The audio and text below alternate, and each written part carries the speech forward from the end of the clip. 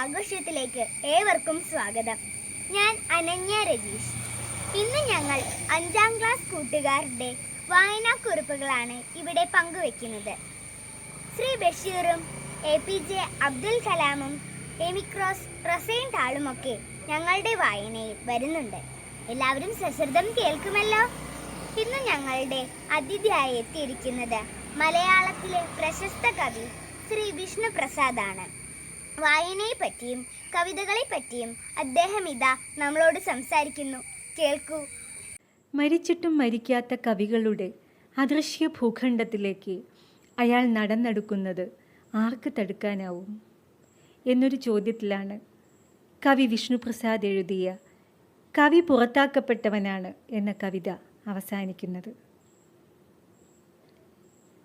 കവിതയിൽ എക്കാലവും ജീവിക്കാൻ ആഗ്രഹിക്കുന്ന ഒരു മനുഷ്യന് കൊടുക്കേണ്ടി വരുന്ന നിരന്തര സമരങ്ങളുടെ വിലയാണ് ആ അദൃശ്യ ഭൂഖണ്ഡം. ബ്ലോഗിൻ്റെയും ഫേസ്ബുക്കിൻ്റെയും എഡിറ്റർ വേണ്ടാത്ത സമാന്തര പാതകളിലൂടെ നടത്തി കവിതയെ ഈ കവി വായനക്കാരിലെത്തിച്ചു. മാധ്യമ ഇടങ്ങൾക്ക് പുറത്ത് ആർക്കും അവഗണിക്കാനാവാത്ത വിധം വായനക്കാരിൽ പടർന്നു വളർന്ന കവിത മലയാള കവിതയുടെ ഏറ്റവും കരുത്തുറ്റ മുഖമായി ഇന്ന് വായിച്ചറിയപ്പെടുന്നു. പ്രമേയ സ്വീകരണത്തിലും രചനാചാതുരിയിലും ക്രാഫ്റ്റിലും കവിതകൾ ഓരോന്നും ഒറ്റയ്ക്ക് വേറിട്ട് നിൽക്കുന്നു. ആരും സഞ്ചരിക്കാത്ത വഴികളിലൂടെ പ്രമേയങ്ങൾ നടക്കുന്നു. അതിസാധാരണമായ പ്രമേയങ്ങളെപ്പോലും അസാധാരണമാക്കി വളർത്തി അവതരിപ്പിക്കുന്നു. വാക്കുകളുടെ കൊടുങ്കാറ്റുകൾ തീർക്കുന്നു. കവി വിഷ്ണുപ്രസാദ്, സ്വദേശം Wayanad, Anappara government higher secondary സ്കൂളിൽ അധ്യാപകൻ. കുളം അധികം പ്രാന്തത്തി ആദ്യ കവിതാ സമാഹാരം, ചിറകുകളുള്ള ബസ്, നട്ടുച്ചകളുടെ പാട്ട് അഥവാ മീൻ പൊരിക്കുന്ന മണം എന്നീ കവിതാ സമാഹാരങ്ങൾ DC ബുക്സ് പ്രസിദ്ധീകരിച്ചു.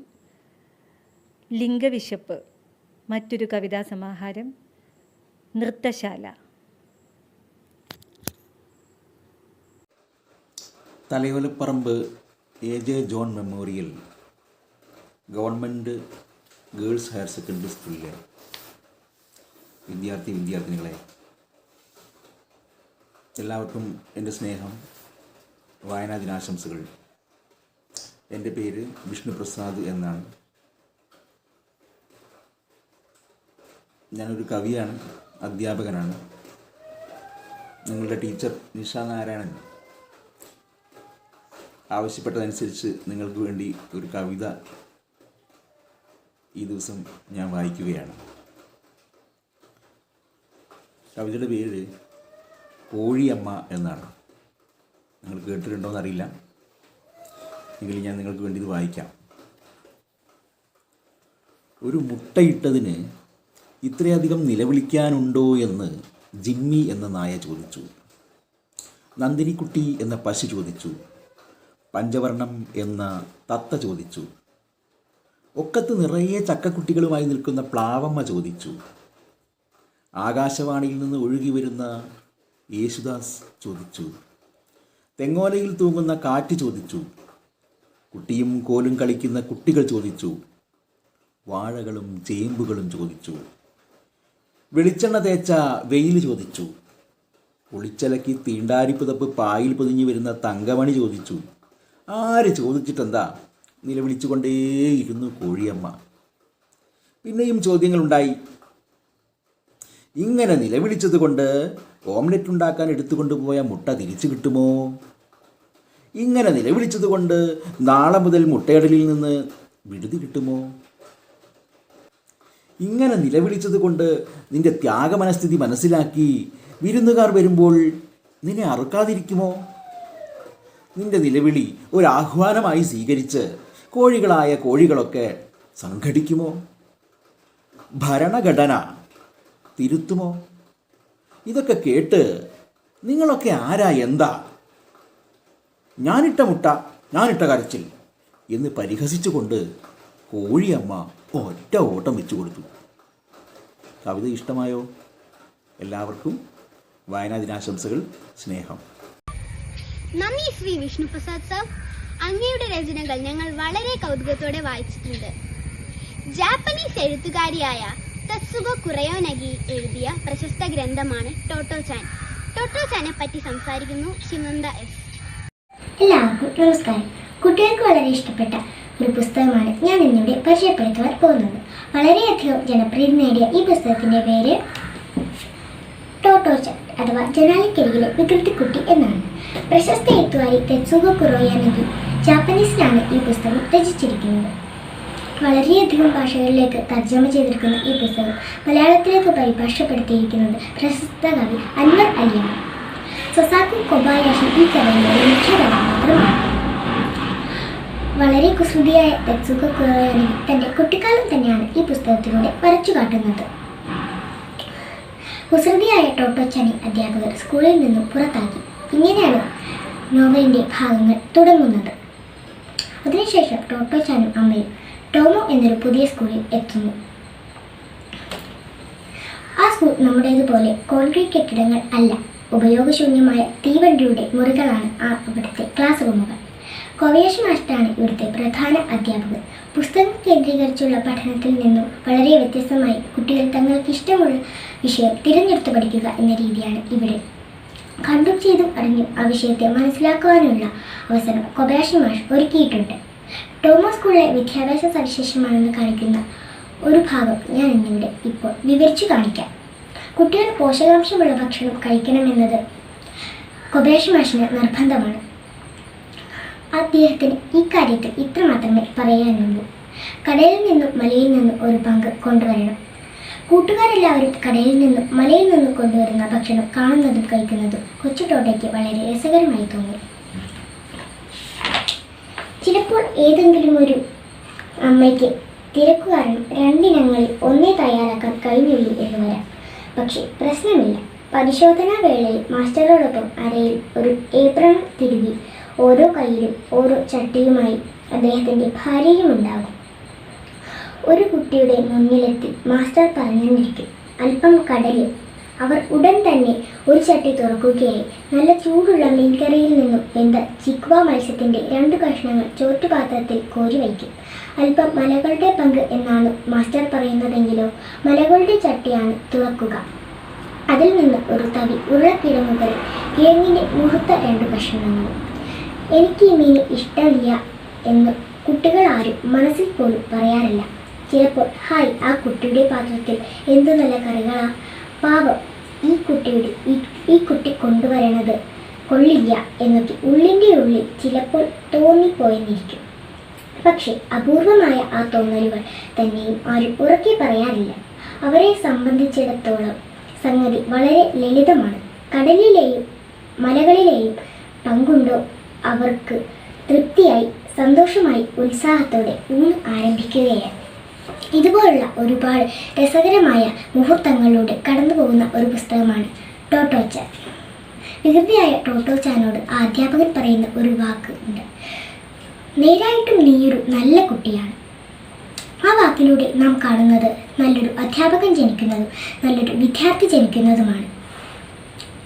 വീണ്ടും മറ്റൊരു നല്ല പുസ്തകമായി വരുമെന്ന പ്രതീക്ഷയോടെ ഞാൻ നിർത്തുന്നു. നന്ദി, നമസ്കാരം. നന്ദി ശിവനന്ദ. എന്ത് മനോഹരമായിട്ടാണ് ആ പുസ്തകത്തെ പറ്റി സംസാരിച്ചത്. ഇനി തീർത്ഥാനു എമിക്രോസ് റോസ്താളിന്റെ ഡക്ക് റാബിറ്റ് എന്ന പുസ്തകത്തെ കുറിച്ച് പറയുന്നു. എമി ക്രോസ് റോസെന്താൾ എന്നൊരു അമേരിക്കൻ എഴുത്തുകാരിയെ കുറിച്ച് നിങ്ങൾ കേട്ടിട്ടുണ്ടോ? കുട്ടികളുടെ മനസ്സുള്ള ഒരു എഴുത്തുകാരിയാണവർ. വായനയുടെ ലോകത്തേക്ക് കാൽ വയ്ക്കുന്ന കുഞ്ഞുങ്ങളെ അവർക്ക് ഇണങ്ങുന്ന ശൈലിയിൽ കഥകൾ പറഞ്ഞ് രസിപ്പിക്കുന്ന എഴുത്തുകാരിയാണ് എമി. 2005 മുതൽ 2017 വരെയുള്ള കാലഘട്ടത്തിൽ ലോകമെമ്പാടുമുള്ള കുട്ടികൾക്കായി എമി 28 പുസ്തകങ്ങൾ എഴുതിയിട്ടുണ്ട്. 3 വയസ്സ് മുതൽ 15 വയസ്സ് വരെയുള്ള കുട്ടികൾക്ക് വേണ്ടി എമി കഥകൾ എഴുതിയിട്ടുണ്ട്. വായിക്കാനും കാണാനും ആസ്വദിക്കാനും പറ്റുന്നവയാണ് എമിയുടെ പുസ്തകങ്ങൾ എന്നതിൽ സംശയമില്ല. ഡക്ക് റാബിറ്റ് എന്ന പുസ്തകം എമിയുടെ വളരെ രസകരമായ ഒരു പുസ്തകമാണ്. 14 പേജുകൾ മാത്രമുള്ള ഈ ചെറിയ പുസ്തകം എന്ത് നല്ല വായനാനുഭവമാണെന്നോ. താറാവെന്നും മുയലെന്നും തോന്നുന്ന ഒരു ചിത്രം വരച്ച് 2 കുട്ടികൾ സംസാരിക്കുന്നു. നോക്കൂ, താറാവല്ലേത്? അല്ലല്ല, മുയലാണ്. നീ എന്നെ കളിയാക്കുന്നോ? അതൊരു താറാവാണ്. തുടർന്ന് താറാവിന്റെ മുയലിന്റെ സംഭാഷണ ശലഭങ്ങളാണ് ആ പുസ്തകത്തിലുള്ളത്. കുട്ടികളുടെ ചിന്തകൾക്ക് ജീവൻ വെപ്പിക്കുന്ന ചിത്രീകരണങ്ങളും സംഭാഷണങ്ങളും ഈ പുസ്തകത്തിന് എടുത്തു പറയേണ്ട സവിശേഷതകളാണ്. 1000 വാക്കിന് പകരമോ ഒരൊറ്റ ചിത്രം എന്നല്ലേ? അക്ഷരം പഠിക്കാത്ത കുട്ടികൾക്ക് പോലും ചിത്രങ്ങളിലൂടെ വിനിമയം ചെയ്തെടുക്കുന്ന ഇന്ദ്രജാലം എമിയുടെ കഥകളിൽ കാണാം. ഏത് കുട്ടിയെയും സന്തോഷിപ്പിക്കുന്ന അവതരണ ശൈലിയാണ് എമിയുടെ കഥകൾക്കുള്ളത്. 2017 മാർച്ചിൽ എമി ഈ ലോകത്തോട് വിട പറഞ്ഞു. എമിയെ പോലെ കുട്ടികളുടെ മനസ്സറിയുന്ന എഴുത്തുകാർ ഇനിയും ഉണ്ടാവട്ടെ എന്ന് നമുക്ക് പ്രാർത്ഥിക്കാം. നന്ദി. നന്ദി തീർത്ത അനു. ഇത് വളരെ പുതിയ ഒരു വായനാ അനുഭവമായിരുന്നു. ഇനി അബേല മരിയ ബ്രിജോ ഡോക്ടർ APJ അബ്ദുൽ കലാമിൻ്റെ വിങ്സ് ഓഫ് ഫയർ എന്ന പുസ്തകത്തെ പറ്റി നിങ്ങളോട് സംസാരിക്കുന്നു. Hello friends, respected headmistress, dear teachers and all my friends. It is my privilege today, being reading day, to address all of you about the benefits of reading. Successful people read, successful people listen, and successful people never stop learning.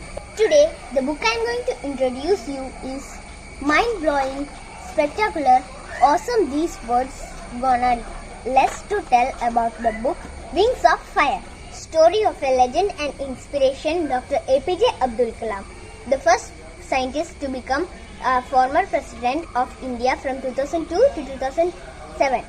The Wings of Fire is an autobiography of APJ Abdul Kalam. Through Wings of Fire, we come across some brilliant people who work behind the Indian space research. The book is full of insight, personal moments and life experience of Dr. Kalam, and recollects many anecdotes and stories from his childhood, his time at school and college, the time when he lost his father, and how he felt when conferred with many awards. The book contains many of his own poems and his favorite poems, and the book has been translated in 13 languages, which includes Chinese and French.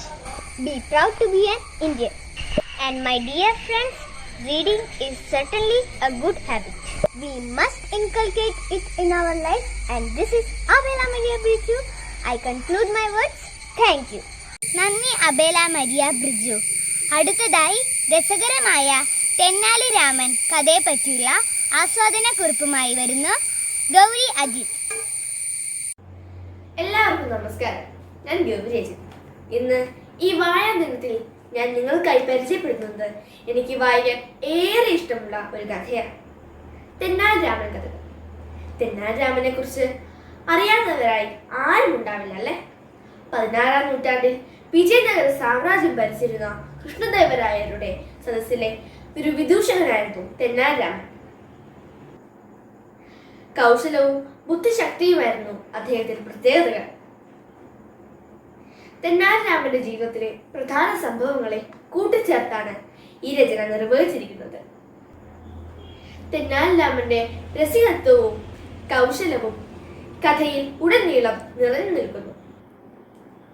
സങ്കീർണമായ പ്രശ്നങ്ങളെപ്പോലും സമചിത്തതയോടെ നർമ്മബോധത്തോടെ നിർവഹിക്കാനുള്ള കഴിവ് തെന്നാലി രാമൻ ഉണ്ടായിരുന്നു.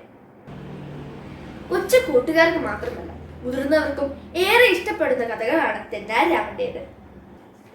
ഈ കഥകൾ ആരെങ്കിലും വായിക്കാതെ ഉണ്ടെങ്കിൽ വായിക്കുമല്ലോ അല്ലേ? ഇത് ഇഷ്ടപ്പെടും. നന്ദി ഗൗരി അജിത്. അടുത്തതായി സ്നേഹത്തിന്റെ പൂമരം എന്ന B. രവികുമാറിന്റെ കഥയുടെ ആസ്വാദനവുമായി അഞ്ജന സുമേഷ് ഇതാ. എന്റെ പേര് അഞ്ജന സുമേഷ്, 5Bയിൽ പഠിക്കുന്നു. T. രവികുമാറിന്റെ സ്നേഹത്തിന്റെ പൂമരം എന്ന കഥയാണ് ഇന്ന് ഞാൻ നിങ്ങൾക്ക് മുന്നിൽ പരിചയപ്പെടുത്താൻ പോകുന്നത്. പല രാജ്യങ്ങളിലെയും നാടോടി കഥകൾ വിനോദങ്ങൾ മാത്രമല്ല, ചിന്തിക്കാൻ പ്രേരിപ്പിക്കുന്ന ഒന്നുകൂടിയാണ്. അത്തരത്തിലുള്ള ഒരു തിബറ്റൻ നാടോടി കഥയാണ് സ്നേഹത്തിന്റെ പൂമരം. ശ്രീബുദ്ധൻ പറഞ്ഞ കഥയാണിത്. നൂറ്റാണ്ടുകൾക്ക് മുമ്പ് കാശിയിൽ ബ്രഹ്മദത്തൻ എന്ന രാജാവ് രാജ്യം ഭരിച്ചിരുന്ന കാലം. പൂക്കളോടും മരങ്ങളോടുമെല്ലാം അദ്ദേഹത്തിന് വളരെ ഇഷ്ടമായിരുന്നു. കാശിയിലെമ്പാടും അദ്ദേഹം ധാരാളം പൂന്തോട്ടങ്ങൾ വെച്ച് പിടിപ്പിച്ചു.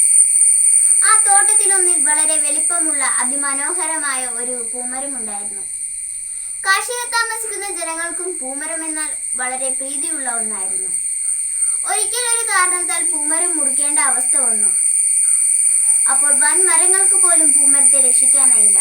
നിസാരൻ എന്ന് കരുതിയിരുന്ന കൊച്ചു കറുകപ്പുല്ലാണ് പൂമരത്തെ രക്ഷിച്ചത്. ഈ കഥ നമുക്ക് തരുന്ന ഗുണപാഠം എന്തെന്നാൽ, നമ്മൾ സുഹൃത്തുക്കളെ തിരഞ്ഞെടുക്കേണ്ടതും വിലയിരുത്തേണ്ടതും ഒരാളുടെ പ്രശസ്തിയോ സ്ഥാനമോ വലിപ്പ ചെറുപ്പമോ നോക്കിയാവരുത്. അവർക്ക് നമ്മളോടുള്ള സ്നേഹത്തിന്റെ ആഴം നോക്കി വേണം നമ്മൾ അവരെ തിരഞ്ഞെടുക്കേണ്ടത്. ഈ കഥ കൂട്ടുകാരെല്ലാവരും വായിക്കണം. നന്ദി. നന്ദി അഞ്ജന സുമേഷ്. നമ്മുടെ ക്ലാസ്സിലെ കുട്ടികളുടെ അമ്മമാരും നമ്മുടെ സംരംഭത്തിൽ പങ്കാളികളായിട്ടുണ്ട്. അടുത്തതായി വായനാക്കുറിപ്പുമായി എത്തുന്നു നമ്മുടെ ക്ലാസ്സിലെ ഗൗരി അജിത്തിന്റെ അമ്മ ശ്രീമതി സോണി അജിത്ത്. നമസ്കാരം. ജൂൺ 19 മുതൽ 25 വരെ നമ്മൾ വായനാവാരം ആഘോഷിക്കുകയാണല്ലോ. വായനയെ പ്രോത്സാഹിപ്പിക്കുന്നതിനും ജീവിത തിരക്കുകളിൽ എവിടെയോ നഷ്ടപ്പെട്ട നമ്മുടെ വായനാശീലം തിരിച്ചു കൊണ്ടുവരുന്നതിനും വേണ്ടിയാണ് വായനാവാരം ആഘോഷിക്കുന്നത്. ഞാൻ ഇന്ന് നിങ്ങൾക്ക് പരിചയപ്പെടുത്തുന്നത് ബെന്യാമിന്റെ ആടുജീവിതം എന്ന നോവലാണ്. അടുത്ത കാലത്തായി ഇത്രയധികം ചർച്ച ചെയ്യപ്പെട്ട, വായിക്കപ്പെട്ട വേറൊരു മലയാള സാഹിത്യകൃതിയുണ്ടോ എന്ന് തന്നെ സംശയമാണ്. നമ്മൾക്ക് പരിചിതമല്ലാത്ത അല്ലെങ്കിൽ നമ്മൾ കണ്ടിട്ടില്ലാത്ത എല്ലാ കഥകളും കെട്ടുകഥകളായാണ് നമ്മൾ കണക്കാക്കുന്നത്. ഇതിലെ നജീബിന്റെ ജീവിതവും ഒരു കെട്ടുകഥയായി നമുക്ക് തോന്നാം. ഒരു മനുഷ്യജന്മത്തിന് താങ്ങാവുന്നതിലധികം ദുരിതങ്ങളും കഷ്ടപ്പാടുകൾക്കും ശേഷം തന്റെ ജീവിതം തിരിച്ചു പിടിക്കുന്ന നജീബിന്റെ കഥയാണ് ആടുജീവിതത്തിലുള്ളത്. മെച്ചപ്പെട്ട ജീവിത സാഹചര്യങ്ങൾ തേടി ഗൾഫിൽ പോകുന്ന നജീബിന് അവിടെ ലഭിക്കുന്നതാകട്ടെ എണ്ണിയാൽ ഒടുങ്ങാത്ത ആടുകൾക്കും ഒട്ടകങ്ങൾക്കും നടുവിൽ അവയെ പരിപാലിക്കുന്ന ഒരു ജോലിയായിരുന്നു. കഴിക്കാൻ ഭക്ഷണമില്ലാതെ, കയറി കിടക്കാൻ ഒരു ഇടമില്ലാതെ നിറയെ ബുദ്ധിമുട്ടുകൾക്കിടയിൽ അയാൾ ജീവിച്ചു. ഒരു ആടിന്റെ ജീവിതം തന്നെയായിരുന്നു അയാളുടേത് എന്ന് വേണേൽ പറയാം. അവിടെ അവന്റെ അർബാബ് കൊടുക്കുന്ന ഖുബൂസും പച്ചപ്പാലും മാത്രം കഴിച്ച് അവൻ അവന്റെ ദിവസങ്ങൾ തള്ളി നീക്കി. അവിടുന്ന് രക്ഷപ്പെടുക എന്നുള്ള ഒരു ചിന്ത പോലും അവൻ അന്യമായിരുന്നു. പക്ഷെ വീണ് കിട്ടിയ ഒരു അവസരം മുതലാക്കി നജീബും തൊട്ടടുത്തുള്ള മറ്റൊരു ആടുവളർത്തൽ കേന്ദ്രത്തിലെ അവന്റെ കൂട്ടുകാരൻ ഹക്കീമും അവിടെ ഉണ്ടായിരുന്ന ഇബ്രാഹിം എന്നൊരാളും കൂടി അവിടുന്ന് ഓടി രക്ഷപ്പെടുകയാണ്. 8-10 ദിവസത്തെ മരുഭൂമിയിലൂടെയുള്ള ഓട്ടത്തിനും നടത്തത്തിനും ശേഷം ഭക്ഷണം കിട്ടാതെ ഹക്കീം വീണ് മരിച്ചു പോവുകയാണ്. എന്നാൽ ഇബ്രാഹിമും നജീബും വീണ്ടും യാത്ര തുടരുന്നു. അങ്ങനെ ദിവസങ്ങൾക്ക് ശേഷം നജീബ് പുറം ലോകത്തേക്ക് എത്തുകയാണ്. മരുഭൂമിക്ക് പുറത്തു വന്ന നജീബിനെ കുഞ്ഞിക്ക എന്ന് പറയുന്ന ഒരാളുടെ സഹായത്തോടെ അവൻ നാട്ടിൽ തിരിച്ചെത്തുകയാണ്. നജീബിന്റെ വളരെ സാഹസികവും അത്യധികം കഠിനമായ ജീവിതം പറയുന്ന ആടുജീവിതം 2008 പ്രസിദ്ധീകരിച്ചത്. 2009 തന്നെ അതിന് കേരള സാഹിത്യ അക്കാദമി അവാർഡ് ലഭിച്ചു. അങ്ങനെ നിരവധി പുരസ്കാരങ്ങൾ നേടിയ ഈ പുസ്തകം എല്ലാവർക്കും നല്ലൊരു വായനാനുഭവം തന്നെ തരുമെന്നുള്ളത് സംശയമില്ല. വായിക്കാത്ത എല്ലാവരും, എല്ലാ കൊച്ചുകുട്ടികളും, എല്ലാ കൂട്ടുകാരും നിർബന്ധമായും വായിക്കുക. നന്ദി സോണി ആന്റി, വളരെ മനോഹരമായിരിക്കുന്നു. ഇനി ബഷീറിന്റെ പാത്തുമ്മയുടെ ആട് എന്ന കഥയുടെ വായന അനുഭവമായി വരുന്നു അമ്ര യാസ്മിൻ. എൻ്റെ പേര് അമ്ര യാസ്മിൻ. ഞാൻ എജിജോൺ ഗവൺമെന്റ് ഗേൾസ് ഹയർ സെക്കൻഡറി സ്കൂളിലെ 5ാം ക്ലാസ് വിദ്യാർത്ഥിനിയാണ്. ഞാൻ ഈ വീഡിയോ വായിച്ച ഒരു കഥയാണ് പാത്തുമ്മയുടെ ആട്. ഈ കഥ എഴുതിയത് ശ്രീ വൈക്കം മുഹമ്മദ് ബഷീർ ബേപ്പോ സുൽത്താൻ എന്ന് അറിയപ്പെടുന്നു. കോട്ടയം ജില്ലയിലെ വൈക്കം താലൂക്കിലുള്ള തലോലപ്പറമ്പ് എന്ന സ്ഥലത്താണ് അദ്ദേഹം ജനിച്ചത്. അദ്ദേഹത്തിന്റെ വളരെ പ്രശസ്തമായ ഒരു കഥയാണ് പാത്തുമ്മയുടെ ആട്.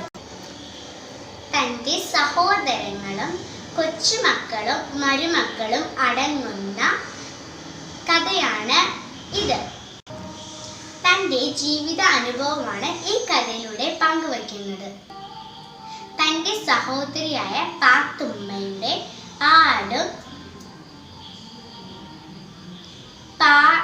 ആടിൻ്റെ പാല് കറന്ന് വിൽക്കുന്നതും തുടർന്ന് ഉണ്ടാകുന്ന ചെറിയ ചെറിയ സംഭവങ്ങളുമാണ് ഈ കഥയിലൂടെ വിവരിക്കുന്നത്. വളരെ രസകരമായിട്ടാണ് ഈ കഥ രചിച്ചിരിക്കുന്നത്. ഏത് പ്രായക്കാർക്കും വായിച്ച് മനസ്സിലാക്കാൻ പറ്റുന്ന കഥയാണ് പാത്തുമ്മയുടെ ആട്. അദ്ദേഹത്തിൻ്റെ മറ്റൊരു കൃതിയാണ് ബാല്യകാല സഖി.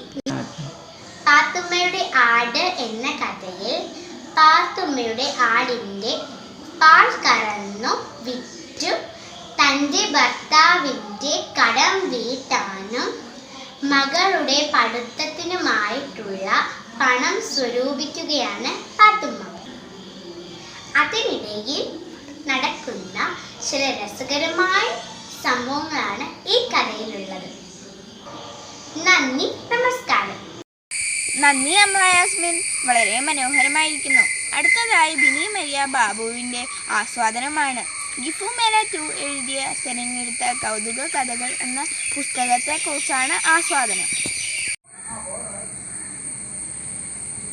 ബഹുമാനപ്പെട്ട അധ്യാപകരെ, പ്രിയ രക്ഷിതാക്കളെ, എൻ്റെ ഏറ്റവും പ്രിയപ്പെട്ട കൂട്ടുകാരി, നിങ്ങൾക്ക് എല്ലാവർക്കും എൻ്റെ വിനീതമായ കൂപ്പുകാരി. എൻ്റെ പേര് ബിനി മരിയ ബാബു. ഞാൻ 5ാം ക്ലാസ്സിലാണ് പഠിക്കുന്നത്. ഞാൻ ഇന്നിവിടെ പരിചയപ്പെടുത്തുവാൻ പോകുന്നത് ശ്രീ ഗിഫു മേലാറ്റൂരിൻ്റെ തിരഞ്ഞെടുത്ത കൗതുക കഥകൾ എന്ന പുസ്തകമാണ്. വളരെ രസകരമുള്ളതും കൗതുകകരവുമായ കൊച്ചു കഥകളുടെ സമാഹാരമാണിത്. കുറഞ്ഞ വാക്കിൽ ആവർത്തന രസതയില്ലാതെ രസസരട് പൊട്ടിപ്പോകാതെയുള്ള കഥാകഥന ശൈലിയാണ് ഇവിടെ പ്രധാന സവിശേഷത. രസകരമായ കഥകളിലൂടെ നല്ലൊരു ജീവിത സന്ദേശം നമുക്ക് പകർന്നു തരുന്ന ശ്രീ ഗിഫു മേലാറ്റൂർ മലപ്പുറം ജില്ലയിലെ വള്ളുവനാട് താലൂക്കിലെ മേലാറ്റൂരിലാണ് ജനിച്ചത്. ഇതിലെ പരുന്തും പാചകക്കുറിപ്പും എന്ന കൊച്ചു കഥ എനിക്ക് വളരെ ഇഷ്ടമായി. ഇതുപോലെയുള്ള 52 കഥകൾ നിറഞ്ഞതാണ് ഈ പുസ്തകം. പണ്ട് കാലത്ത് നമ്മുടെ വീടുകളിൽ ഉണ്ടായിരുന്ന മുത്തശ്ശിമാർ പറഞ്ഞു തന്നിരുന്ന ശൈലിയിലുള്ള ഇതിൻ്റെ രചനാപാഠം കഥാവായന വേറിട്ട ഒരു അനുഭവമാക്കി മാറ്റുന്നു. നന്ദി, നമസ്കാരം. നന്ദി വിനി മരിയ. അടുത്തതായി അഞ്ജന ഗിരീഷ് സി ഒളപ്പമണ്ണയുടെ എൻ്റെ വിദ്യാലയം എന്ന കവിതയുടെ ആസ്വാദനവുമായി വരുന്നു. എല്ലാവർക്കും എൻ്റെ വിനീതമായ നമസ്കാരം. ഇന്ന് ഞാൻ മഹാകവി ശ്രീ ഒളപ്പമണ്ണയുടെ എൻ്റെ വിദ്യാലയം എന്ന കവിത വായിച്ചതിൽ നിന്ന് എനിക്കുണ്ടായ അനുഭവമാണ് നിങ്ങളുമായി പങ്കുവയ്ക്കുന്നത്. മഹാകവി ഒളപ്പമണ്ണ എഴുതിയ ജാലകപക്ഷി എന്ന കവിതാ സമാഹാരത്തിലെ കവിതയാണ് എൻ്റെ വിദ്യാലയം. വിശാലമായ ആകാശത്തിന് ചുവട്ടിൽ ഈ ലോകം മുഴുവൻ നമ്മുടെ വിദ്യാലയമാണെന്നും പ്രകൃതിയിലെ ഓരോ വസ്തുക്കളും ജീവികളും നമ്മുടെ ഗുരുനാഥന്മാരാണെന്നുമാണ് ഈ കവിതയുടെ ആശയം. ഈ കവിത വായിച്ചപ്പോൾ എന്നെ ആകർഷിപ്പിക്കുകയും വിഷമിപ്പിക്കുകയും ചെയ്ത ഒരു കവിതയാണ് ഇത്. ഈ കവിതയിൽ പ്രകൃതിയിലെ എല്ലാ വസ്തുക്കളും ഓരോ അറിവ് പകരുന്നു എന്ന് കവി പറയുമ്പോൾ എനിക്ക് എൻ്റെ വിദ്യാലയത്തെക്കുറിച്ചാണ് ഓർമ്മ വരുന്നത്. എനിക്ക് കാണാൻ സാധിക്കാത്ത കൂട്ടുകാരെയും ഗുരുക്കന്മാരെയും ഓർമ്മ വരികയും വിദ്യാലയത്തിലെ പൂന്തോട്ടത്തെയും അവിടെ വരുന്ന ശലഭങ്ങളെയും വണ്ടുകളെയും ഓർമ്മ വരുന്നു. എന്നാൽ ഈ കവിതയിൽ കവി പറഞ്ഞതുപോലെ എന്ത് ചീത്ത സാഹചര്യം വന്നാലും നമ്മൾ ജീവിതം ആസ്വദിച്ചു തന്നെ വേണം എന്ന് കവി നമുക്ക് മനസ്സിലാക്കി തരുന്നു. നന്ദി, നമസ്കാരം. നന്ദി അഞ്ജന ഗിരീഷ്. അടുത്തതായി നമ്മുടെ വിദ്യാലയത്തിന്റെ കലാധ്യാപകൻ ശ്രീ കൃഷ്ണൻകുട്ടി സാർ യയാതി എന്ന രചനയുടെ വായന ആസ്വാദനവുമായി എത്തുന്നു. നമസ്കാരം. എല്ലാവർക്കും എൻ്റെ വായനാ ദിന വാര ആശംസകൾ. ഈ വായനാ വാര ആചരണത്തോടനുബന്ധിച്ച് ഞാൻ പരിചയപ്പെടുത്തുന്ന പുസ്തകം യയാതി എന്ന നോവലാണ്. ഇതൊരു മറാഠി നോവലാണ്.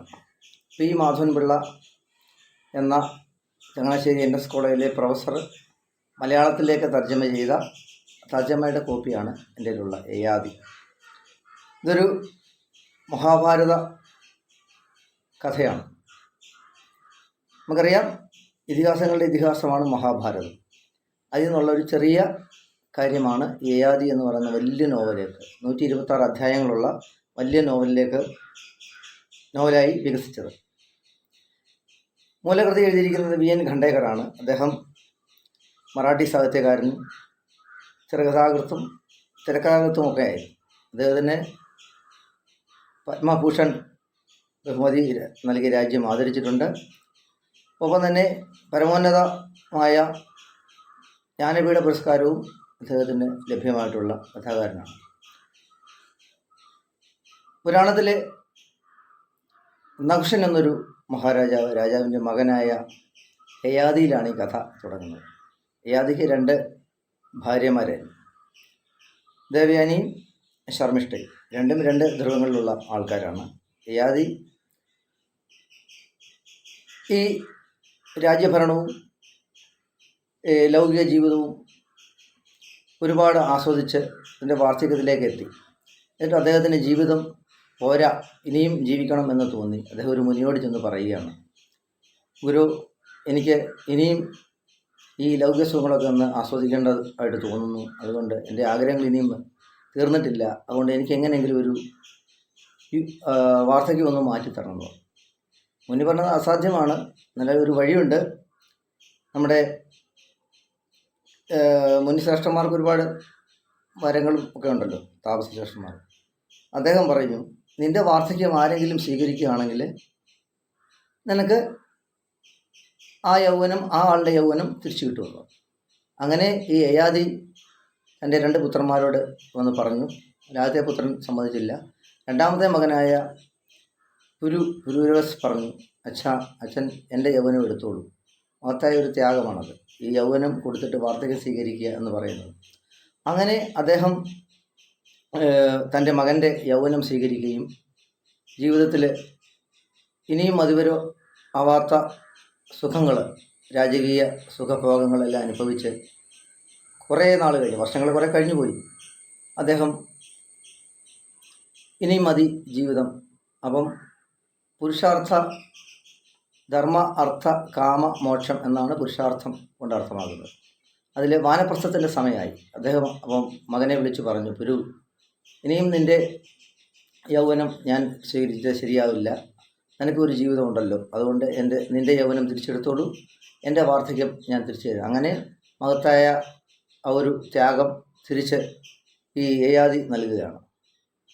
അങ്ങനെ പിന്നെ പുരുവംശം എന്നാണ് പിന്നെ മഹാഭാരത കഥയിൽ അറിയപ്പെടുന്നത്. മഹത്തായ ഒരു വംശത്തിൻ്റെ അധിപനായി പുരു മാറുന്നുണ്ട് പിൽക്കാലത്ത്. ഇതിനകത്ത് നമുക്ക് ആധുനിക കാലഘട്ടത്തിൽ ഈ അധികാരത്തോടും പണത്തോടും ഒക്കെയുള്ള നമ്മുടെ അടങ്ങാത്ത ആഗ്രഹങ്ങൾ, പ്രവണതകൾ, ഇത് പുരാണം പണ്ട് കാലം മുതലേ ഉണ്ട്, ഇന്നും തുടരുന്നു, നാളെയും ഉണ്ടാവും.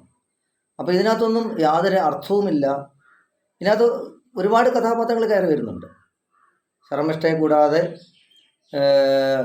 കലിക എന്ന് പറയുന്ന ഒരു തോഴിയുണ്ട്, തോഴിയുടെ പുത്രിയുണ്ട്.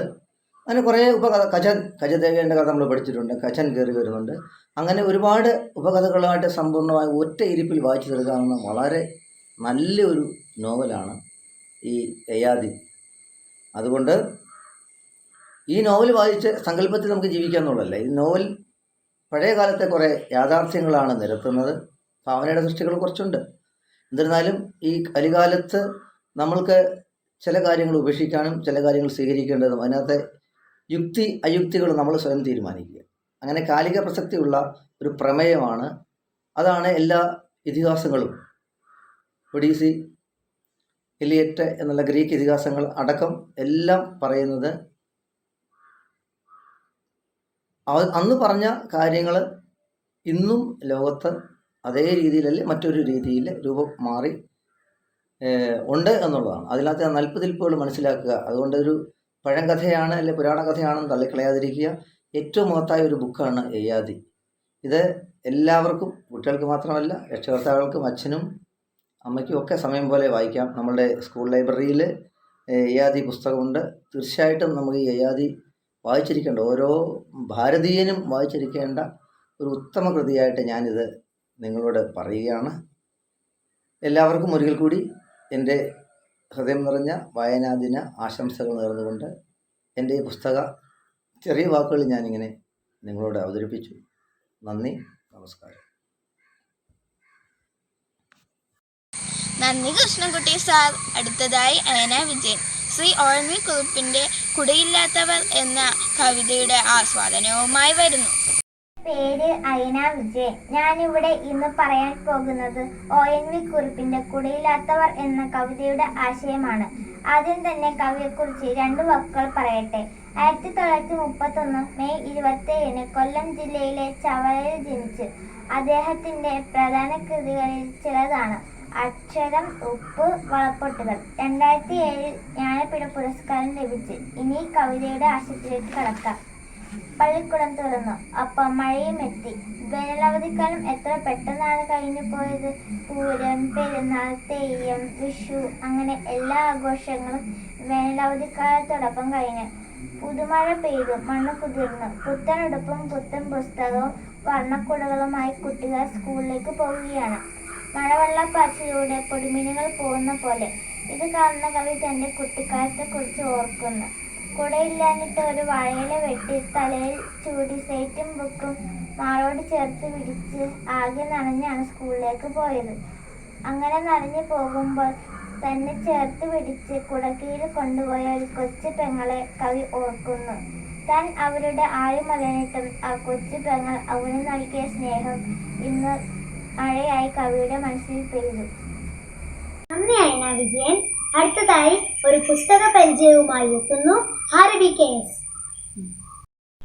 ഹായ് ഫ്രണ്ട്സ്, ഞാൻ ആരബി KS. ഇന്ന് ഞാൻ ഇവിടെ വന്നിരിക്കുന്ന ഒരു ബുക്ക് പരിചയപ്പെടുത്താനാണ്. ഈ ബുക്കിൻ്റെ പേരാണ് ആപ്പിൾ ബീസ്. അപ്പോൾ ഈ ബുക്കിൻ്റെ അകത്ത് മെയിനായിട്ട് വന്നിരിക്കുന്നത് grammar, general knowledge, stories, crossword puzzles ഇതുപോലത്തെ കുറച്ച് കാര്യങ്ങളാണ് ഇതിൻ്റെ അകത്ത് മെയിനായിട്ട് വന്നിരിക്കുന്നത്. പിന്നെ ഇതിനകത്ത് ഞാൻ എടുക്കാൻ പോകുന്നത് ഒരു കിസ് എന്ന് പറയുന്ന ഒരു പാഠം. ഇപ്പോൾ ആ പാഠത്തിൻ്റെ അകത്ത് നമുക്ക് ഇവിടെ തന്നെ ചോദ്യം കാണാൻ സാധിക്കുന്നതാണ്. ഇതാണ് അതിൻ്റെ ചോദ്യം. ഈ താഴെ ഈ കോളത്തിൽ കൊടുത്തിരിക്കുന്നതാണ് അതിൻ്റെ ആൻസർ. ഇതിലൊരു ചോദ്യം ഞാൻ വായിച്ചതിൻ്റെ ആൻസറും നിങ്ങളെ പരിചയപ്പെട്ടു. Why is alcohol bad for your liver? Alcohol എങ്ങനെയാണ് നിങ്ങളുടെ ലിവറെ ബാധിക്കുന്നതെന്നാണ് ചോദിക്കും. നമുക്ക് ഇതിൻ്റെ ആൻസർ നോക്കാം. It can damage liver cells. Liver കോശങ്ങളിലെ ലിവറിനകത്ത് കോശങ്ങളെ ഇവർ ഡാമേജ് ചെയ്യുന്നതാണ് ഇതിൻ്റെ അകത്ത് കാണിച്ചിരിക്കുന്നത്. അപ്പോൾ ഇത്രയാണ് ഇതിൻ്റെ അകത്ത് കാണിച്ചിരിക്കുന്നത്. ഇതാണ് ക്വസ്റ്റ്യൻ ആൻസർ. പിന്നെ അടുത്തതായി ഇതിൻ്റെ അകത്ത് ഇതും ആപ്പിൾ ബീസിൻ്റെ തന്നെ ഒരു ബുക്കാണ്. ഇതിൻ്റെ അകത്ത് ഇവർ ഒരു ഇത് കൊടുത്തിട്ടുണ്ട്, പാരറ്റ്സിനെ ഫോക്കസ് ചെയ്തിരിക്കുന്ന ഒരു പാഠം. അപ്പോൾ ആ പാഠത്തിൻ്റെ അകത്ത് ഈ വേൾഡിലുള്ള പാരറ്റ്സിനെയൊക്കെ ഇവർ ഇതിൻ്റെ അകത്ത് കാണിക്കുന്നുണ്ട്. അതിൻ്റെ നെയിമും ഫോട്ടോസും എല്ലാം ഇവർ ഇതിൻ്റെ അകത്ത് കാണിക്കുന്നുണ്ട്. പിന്നെ ഇതിനകത്ത് ഇവർ ഈ ബുക്കിൻ്റെ പുറകിലായിട്ട് ഒരു നമ്പർ കൊടുത്തിട്ടുണ്ട്. ആ നമ്പറിൽ നിങ്ങൾ ബന്ധപ്പെടാൻ ഇവരുടെ വാട്സപ്പിൽ നിങ്ങൾക്ക് ബന്ധപ്പെടാം. ആ വാട്സപ്പിൽ ഒരു കിറ്റ് നിങ്ങൾക്ക് നൽകുന്നതാണ്. അപ്പോൾ ആ കിറ്റ് നിങ്ങൾ മേടിക്കുകയാണെങ്കിൽ കുട്ടികൾക്ക് പാസിൽസ് ചെയ്യാൻ ഭയങ്കര ആഗ്രഹമായിരിക്കും. പിന്നെ ഫോൺ തിരിഞ്ഞു നോക്കത്ത് പോലും ഇല്ലായിരിക്കും. പിന്നെ ഇവരുടെ യൂട്യൂബ് ചാനലിൽ നിങ്ങൾ ബന്ധപ്പെടുകയാണെങ്കിൽ ഈ ബുക്കിനെ കുറിച്ച് കൂടുതൽ കാര്യങ്ങൾ നിങ്ങൾക്ക് ആ യൂട്യൂബ് ചാനലിലൂടെ ലഭിക്കുന്നതാണ്. ഈ ബുക്ക് പരിചയപ്പെടുത്താൻ എനിക്ക് അവസരം തന്നതിന് വളരെ സന്തോഷം. എനിക്കിത് നന്നായിട്ട് പ്രയോജനപ്പെടുന്നുണ്ട്. നിങ്ങൾക്കും പ്രയോജനപ്പെടുമെന്ന് ആവശ്യപ്പെടുന്നു. നന്ദി, നമസ്കാരം. നന്ദി ആരബി. വളരെ മനോഹരമായ അവതരണമായിരുന്നു. അടുത്തതായി ഒരു കൊച്ചു കഥയുടെ അവതരണവുമായി എത്തുന്നു നന്ദന S.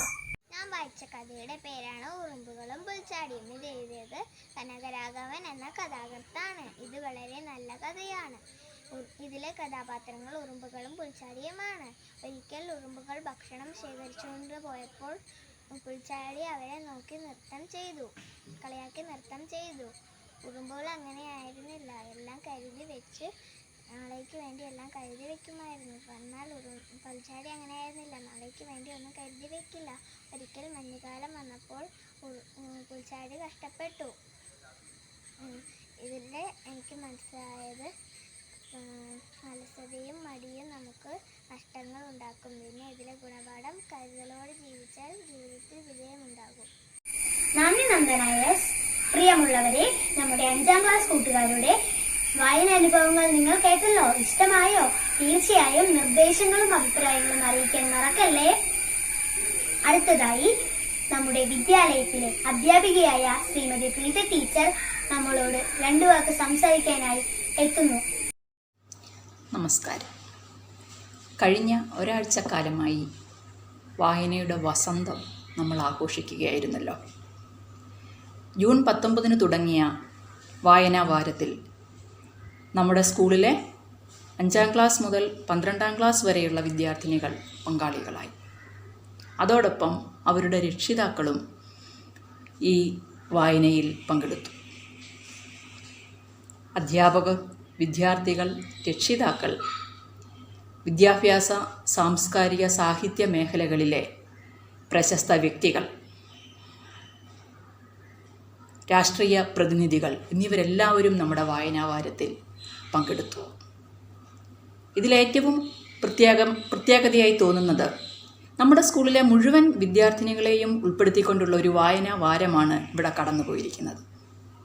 ക്ലാസ് തലത്തിൽ നടത്തിയ പുസ്തക അവതരണങ്ങളിൽ നിന്നും ഏറ്റവും മികച്ചവയാണ് നമ്മൾ ചാനലിലെ പ്രോഗ്രാമിൽ ഉൾപ്പെടുത്തിയിരിക്കുന്നത്. അങ്ങനെ മുഴുവൻ കുട്ടികളെയും വായനയുടെ ലോകത്തിലേക്ക് എത്തിക്കുവാനായി ഈ പ്രോഗ്രാമിലൂടെ കഴിഞ്ഞു എന്നത് എടുത്തു പറയേണ്ട കാര്യമാണ്.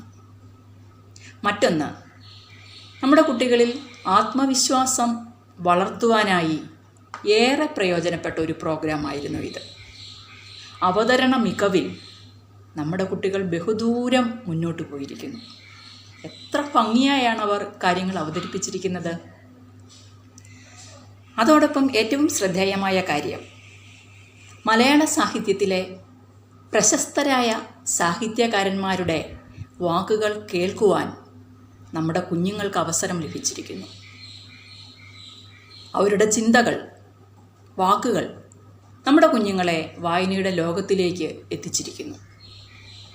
എനിക്കുറപ്പുണ്ട്, ആഹ്ലാദത്തോടെ വായനയുടെ ലോകത്തേക്ക് കടന്നു വന്ന നമ്മുടെ കുഞ്ഞുങ്ങൾ ഈ സാഹിത്യകാരന്മാരുടെ പാത പിന്തുടരാൻ തീർച്ചയായും ആഗ്രഹിക്കുന്നുണ്ടായിരിക്കും.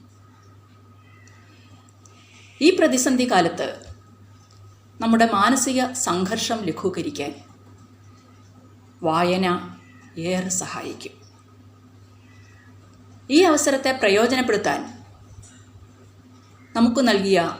നമുക്ക് ലഭിച്ച ഏറ്റവും നല്ല അവസരമായി ഈ വായനാവാരത്തെ കണക്കാക്കാം. വായന ഇവിടെ അവസാനിക്കുന്നില്ല. ഈ വായനാവാരത്തിൻ്റെ ആഘോഷം നമ്മളിവിടെ പൂർത്തിയാക്കുമ്പോൾ നമ്മുടെ വായന അവസാനിക്കുന്നില്ല, അത് തുടരുക തന്നെ ചെയ്യും.